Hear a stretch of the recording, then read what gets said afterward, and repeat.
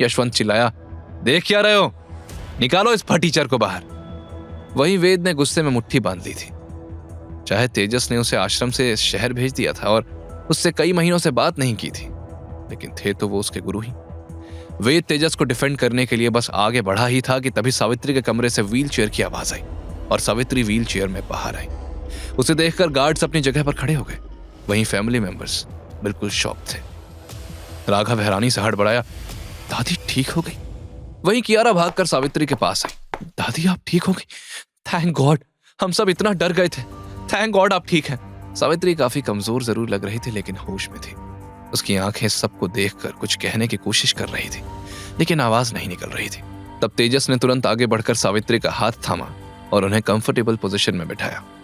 उसका बिहेवियर बिल्कुल ऐसा था जैसे वो सावित्री को बहुत करीब से जानता हो। यह नजारा देखने के बाद तो सब हक्के बक्के रह गए। वेद की तो आंखें इतनी बड़ी हो गईं कि जरा सा झटका लगे तो बाहर आ जाए। उसके दिमाग की घंटी बजने लगी। वो मन ही मन बोला, अरे ये क्या माजरा है, इस सख्त लोहे के आदमी के सीने में दिल है। लेकिन तभी आरना उठ खड़ी हुई और उंगली उठाकर दादी को पॉइंट करते हुए बोली, दादी ये आदमी है कौन और आप इसे जो मर्जी है करने दे रही हैं?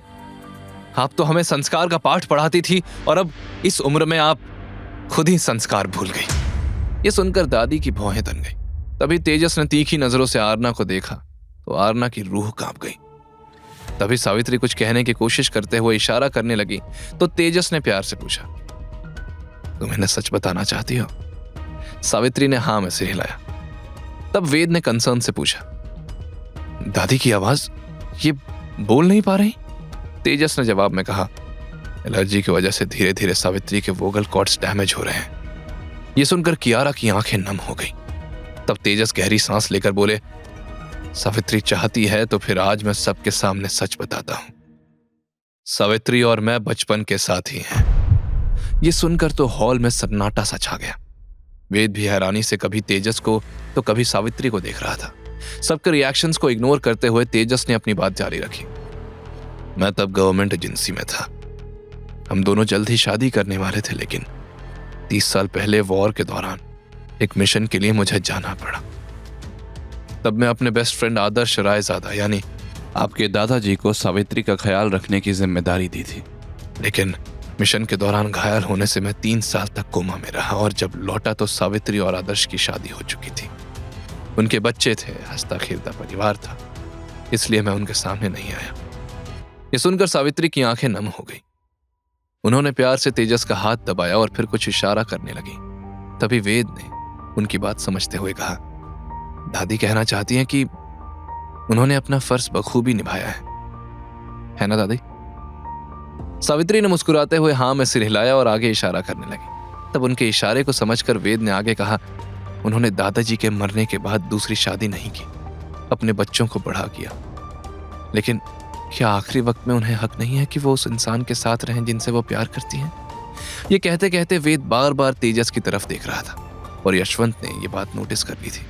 तभी कियारा ने घबराई हुई आवाज में पूछा, आखिरी वक्त, इसका क्या मतलब है?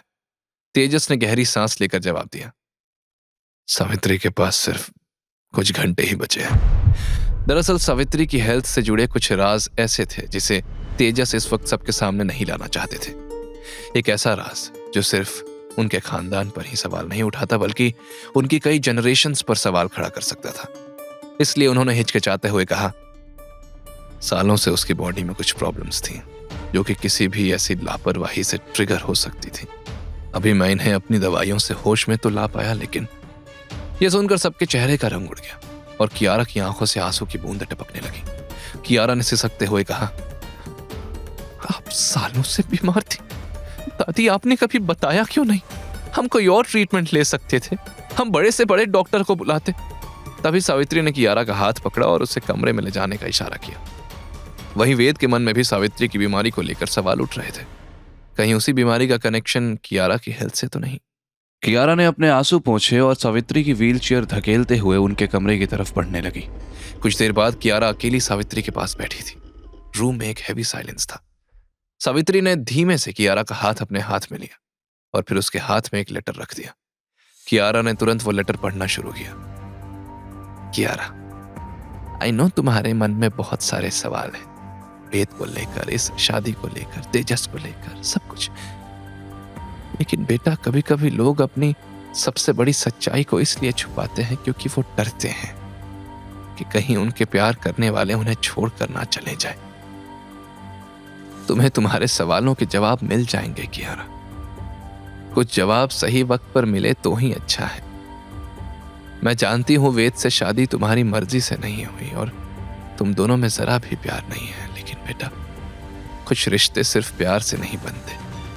कुछ रिश्ते खून से बनते हैं, कुछ कर्ज से बनते हैं और कुछ रिश्ते ऊपर वाला बनाता है। तुम्हारी और वेद की शादी सिर्फ एक कोइंसिडेंस नहीं थी। इसलिए अपनी आखिरी वक्त में मैं तुमसे एक वादा चाहती हूं कियारा, एक सादा सा वादा। बस एक वादा करो कि 1 साल तक, सिर्फ 1 साल तक तुम वेद को मौका दोगी, उससे रिश्ता नहीं तोड़ोगी, चाहे जो भी सच सामने आए। लेटर पढ़ने के बाद कियारा हैरानी से पूछ बैठी, दादी, लेकिन इतना सब कुछ होने के बाद आप क्यों शादी निभाने के पीछे पड़ी हुई हैं? क्या है जो मैं नहीं जानती? आप तो प्यार की वैल्यू समझती हैं ना, तो फिर मुझे इस जबरदस्ती की शादी को निभाने के लिए मजबूर क्यों कर रही हैं? क्यों? सावित्री ने प्यार से कियारा के सर पर हाथ फेरा और उम्मीद भरी नजरों से कियारा को देखने लगी। कियारा हेल्पलेस होकर रो पड़ी और सिसकते हुए बोली, ठीक है दादी, अगर इस बात से आपको खुशी मिलती है तो मैं वादा करती हूं 1 साल तक इस शादी को निभाऊंगी, चाहे जो हो जाए। सावित्री ने राहत की सांस ली और उनके चेहरे पर एक सुकून भरी मुस्कान उभर आई। वहीं दूसरी तरफ वेद बाहर गार्डन में इधर से उधर घूमते हुए तेजस का इंतजार कर रहा था।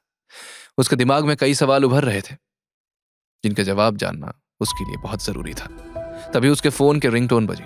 एक अननोन नंबर से मैसेज आया। क्या बात है वेदांत विक्रम कपूर, हाँ, जेल से छूट कर आया है तो बड़ा हीरो बना फिर रहा है। तू समझता है कि तू बहुत स्मार्ट है, लेकिन सच ये है कि तेरे अपने ही तेरी वीकनेस है। तेरी सबसे बड़ी कमजोरी ही ये है कि तू सबको बचाना चाहता है, सावित्री को भी, कियारा को भी और अपनी आइडेंटिटी को भी। लेकिन यह पॉसिबल नहीं है। वेद मैसेज पढ़कर मन ही मन बोला, फिर वही मिस्टीरियस मैन, ये छिपकर हर वक्त मुझ पर नजर रखे हुए है। दुश्मनों की कमी नहीं है अपनी झोली में। वेद ने गुस्से में सामने दीवार पर पंच मारा। जिस दिन ये हाथ आया ना, इससे सारे हिसाब लूंगा। तभी अचानक फिर से वेद की फोन की घंटी बजी। वेद को लगा शायद मिस्टीरियस मैन का कॉल है, इसलिए उसने झट से कॉल रिसीव किया और गुस्से में बोला, अब क्या चाहिए तुझे? तभी कमिश्नर की सीरियस आवाज सुनाई पड़ी। वेद, मैं कमिश्नर लाला बोल रहा हूँ। वो मुझे लगा कोई और है सर। कमिश्नर ने जवाब में कहा, सुनो, मैंने तुम्हें 2 दिन का टाइम दिया था, लेकिन सिचुएशन चेंज हो गई है। यू नो, इस इंस्पेक्टर शर्मा ने मीडिया में जाने की धमकी दी है। देखो, तुम्हारे पास कल तक का टाइम है, सिर्फ कल तक। तुम्हें अपने सबूत देने पड़ेंगे, वरना मैं भी तुम्हें नहीं बचा पाऊंगा। कल तुम सारे न्यूज चैनल के हेडलाइंस में ताजा खबर बन जाओगे, इसलिए जल्द से जल्द सबूत लाओ। वेद ने हड़बड़ा कर कहा, सर, बट इतनी जल्दी? कमिश्नर ने बीच में ही वेद की बात काटते हुए कहा, सॉरी वेद, ये मेरे कंट्रोल में नहीं है। ये कहकर उन्होंने कॉल डिस्कनेक्ट कर दिया। वेद ने फोन की स्क्रीन की तरफ देखा और सोचने लगा। अब वेद के पास सिर्फ कुछ घंटे थे और उसे अपनी इनोसेंस प्रूव करनी थी, क्योंकि अगर वो क्रिमिनल बनकर न्यूज में आ गया तो उसकी आइडेंटिटी रिवील होने का खतरा था। क्या वेद अपनी इनोसेंस प्रूव कर पाएगा या फिर अखबार की ताजा खबर बन जाएगा? आगे की कहानी जानने के लिए देखें अगला एपिसोड सिर्फ पॉकेट एफएम के YouTube चैनल पर, और के फॉर किंग के सारे एपिसोड्स को सुनने के लिए डिस्क्रिप्शन में दी लिंक से डाउनलोड करें पॉकेट एफएम ऐप।